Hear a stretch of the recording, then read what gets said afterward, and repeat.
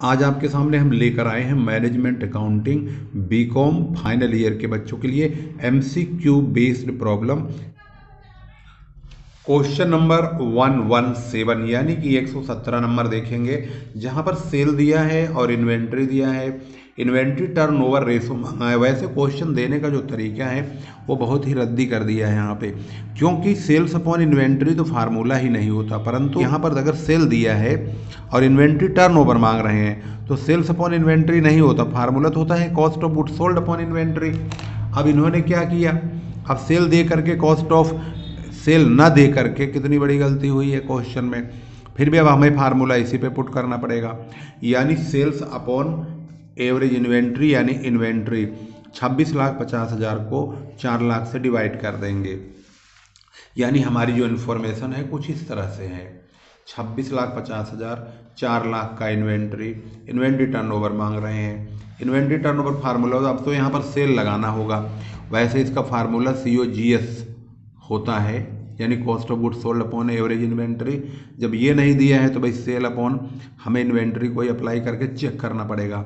अगर इसमें none of these का ऑप्शन होता तो हम वही लगाते। अब इन्होंने ऑप्शन में नॉन ऑफ दीज लिखा ही नहीं है, तो इसका मतलब इन्होंने सेल से ही अप्रूव करके इसका आंसर दिया है। तो ये है 6.625, तो इसका सही जवाब है 6.625, जो कि बी है, बी। इसके बाद क्वेश्चन नंबर 118 यानी 118, परचेज दिया है और जो है परचेज रिटर्न भी दे रखा है, क्रेडिटर्स भी दिया है, बिल्स पेबल भी दिया है, और यहाँ पर पूछा गया है पेबल टर्नओवर क्या होगा। पेबल टर्नओवर यानी क्रेडिटर्स टर्नओवर मांग रहे हैं, तो क्रेडिटर्स टर्नओवर या पेबल टर्नओवर बात एक ही है। तो इसका फार्मूला जो होता है वो credit purchase upon average creditor होता है। तो एवरेज क्रेडिटर में क्रेडिटर और बीपी दोनों जुड़ जाएंगे। इनकी इन्फॉर्मेशन के मुताबिक हमारी जो जानकारी है वो परचेज है 17 लाख रुपए का, परचेज रिटर्न है 37,500 का, और सन्ड्री क्रेडिटर्स है 6 लाख रुपए का, बिल्स पेबल 1.5 लाख रुपए का। पेबल टर्नओवर क्या होगा, पेबल टर्नओवर या क्रेडिटर टर्नओवर बात एक ही है। Credit purchase upon average creditor, तो क्रेडिट परचेज का मतलब होता है ये जो परचेज दिया है इन्होंने 17 लाख का, इसमें से ये परचेज रिटर्न माइनस करेंगे तभी शुद्ध परचेज आएगा। तो 17 लाख में से 37,500 घटाएंगे, 16,62,500 आएगा। उसको हम 7.5 लाख से, यानी कि ये हमारे क्रेडिटर और बीपी एवरेज क्रेडिटर का काम करेंगे, तो इनसे हम डिवाइड करेंगे, तो 2.22 हमारा जो है जवाब यहाँ पर सही आएगा। प्रूफ करने के लिए वैसे मुझे ज़रूरत तो नहीं है, परंतु अब आप स्क्रीन पर चल रहे हैं तो भाई आप भी देखिए कि कैसे इसको हम सॉल्व कर रहे हैं। ये हो गया डिवाइडेड बाई 7.5 लाख, ये आ गया 2.216। अगर यहाँ पर 5 या 5 से ज़्यादा होता है तो इसको हम 1 बढ़ा देते हैं, तब ये 2.22 होगा। अब आंसर जो मिलाएंगे बुक से 2.22 टाइम्स होता है, तो इसका जो जवाब है क्वेश्चन नंबर 118 ये रहा 2.22 टाइम्स, क्योंकि 2.21 टाइम्स तो कहीं है नहीं, तो 22 है अप्रोक्सीमेट 2.22 टाइम्स, यही हमारा सही जवाब है। अब इसी से मिलता जुलता सवाल इन्होंने फिर पूछ लिया, परचेज दे दिया है, अब की बार शुद्ध, क्रेडिटर दे दिए शुद्ध, एवरेज पेमेंट पीरियड बोल रहे हैं, तो एवरेज पेमेंट पीरियड का फार्मूला होता है एवरेज क्रेडिटर्स, यानी यही रहेगा, इंटू 360 यानी 360 अपॉन क्रेडिट परचेज। तो इस फार्मूले को पहले क्वेश्चन को लिख लेते हैं। इन्होंने पूछा एवरेज पेमेंट पीरियड क्या होगा, क्वेश्चन मार्क लग गया।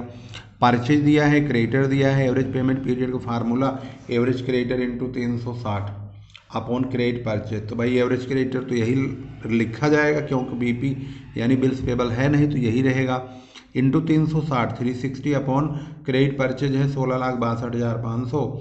इसको काटेंगे तो 162.4 डेज। मैच करके देखते हैं बुक में आंसर क्या है, ये 162.4 डेज। ये कहाँ गया, ये रहा सी, इसका सही जवाब है सी। इसके बाद हमारा क्वेश्चन आ जाता है अगला, जो कि नेक्स्ट क्वेश्चन है, और उसमें पूछा है सेल दिया है, ग्रॉस प्रॉफिट दिया है, क्लोजिंग स्टॉक दिया है, कॉस्ट ऑफ सेल मांग रहे हैं। बताओ कितना इजी क्वेश्चन है कॉस्ट ऑफ सेल निकालने के लिए। कॉस्ट ऑफ सेल का मतलब क्या होता है, सेल्स माइनस ग्रॉस प्रॉफिट। कुछ क्वेश्चन हम वर्बली चेक कर लेते हैं। जैसे यहाँ पर दिया हुआ है सेल, अब सेल दिया है 80 लाख का, ग्रॉस प्रॉफिट है 20 लाख का। क्लोजिंग स्टॉक से कोई मतलब नहीं क्योंकि इन्होंने कॉस्ट ऑफ सेल पूछा है, तो कॉस्ट ऑफ सेल का फार्मूला होता है सेल्स माइनस ग्रॉस प्रॉफिट, यानी 80 लाख में से 20 लाख को हम घटा देंगे तो 60 लाख आएगा, जो कि हमारा आंसर है ए। यहाँ पर है ओपनिंग स्टॉक 18 लाख का, क्लोजिंग स्टॉक है 12 लाख का। एवरेज इन्वेंट्री क्या होगा, एवरेज इन्वेंट्री फार्मूला होता है opening stock plus closing stock upon 2, यानी opening inventory plus closing inventory upon 2, क्योंकि स्टॉक को हम इन्वेंट्री बोलते हैं। तो इन दोनों को जोड़ करके 2 से डिवाइड करेंगे तो इन दोनों का टोटल होता है 30 लाख। 30 लाख को अगर हम 2 से डिवाइड करेंगे तो 15 लाख आएगा, तो इसका सही जवाब है बी। नेट क्रेडिट सेल है 21,160, एवरेज ट्रेड रिसेबल है 4,600। डेटर टर्नओवर क्या होगा, ये भी बहुत इजी क्वेश्चन है। डेटर टर्नओवर फार्मूला होता है credit sale upon average trade receivable, यानी एवरेज डेटर। तो हम 21,160 को 4600 से डिवाइड करेंगे। भाई अब आपको ये सोचिए कि मैं कोशिश ये करूँगा कि आप जो है मैक्सिमम वर्बली जल्दी सॉल्व करें, क्योंकि एमसीक्यू में तो जितने कम समय में आपका सवाल हो जाए वही टू मच है। 4.6 यहाँ पर आया है, इसको इससे डिवाइड करके 4.6 टाइम्स, यानी कि इसका सही जवाब है ए। इसके बाद आगे लिखा है टोटल सेल 90 लाख रुपए का है, फिक्स एसेट्स 22,50,000 का, और फिक्स एसेट टर्नओवर क्या होगा।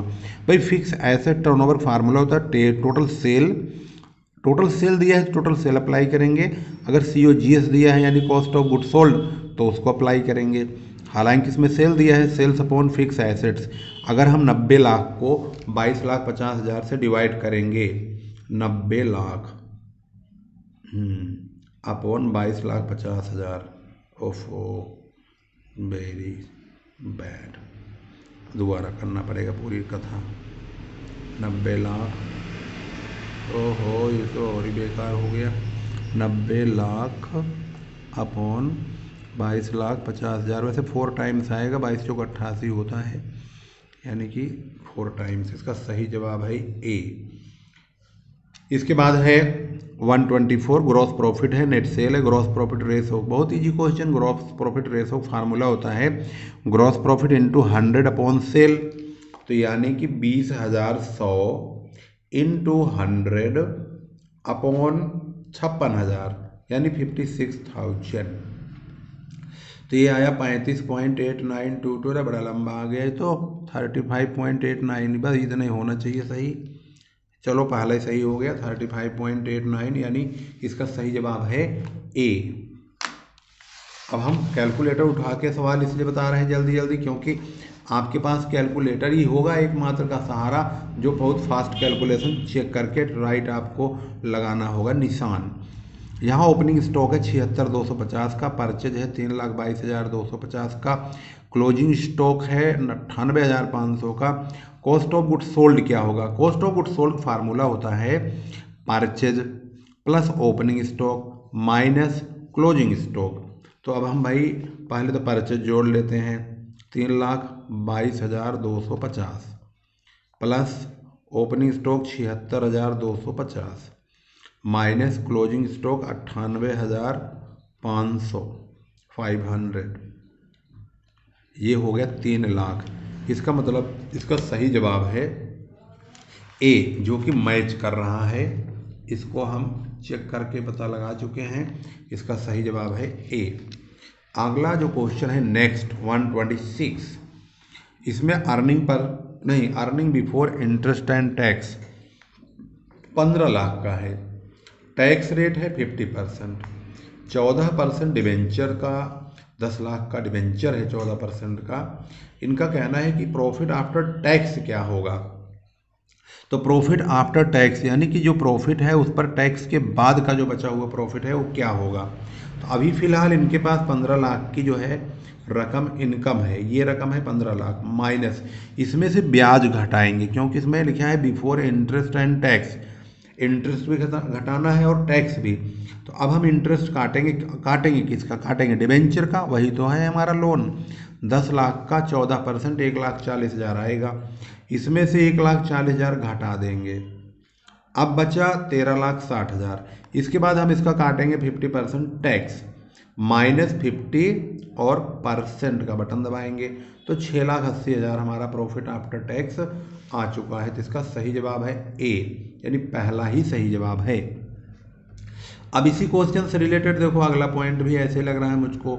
यहाँ पर लिखा है प्रॉफिट आफ्टर टैक्स 6,80,000 है, नंबर ऑफ शेयर है 4 लाख, तो अर्निंग पर शेयर क्या होगा। अर्निंग पर शेयर का मतलब होता है profit after tax upon number of shares.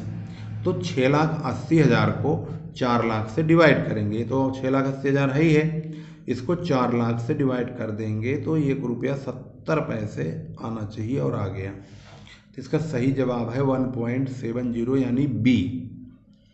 यहाँ पर हम अगर ये सोच के चलते भाई ए सही है तो भी बकवास हो जाता मामला।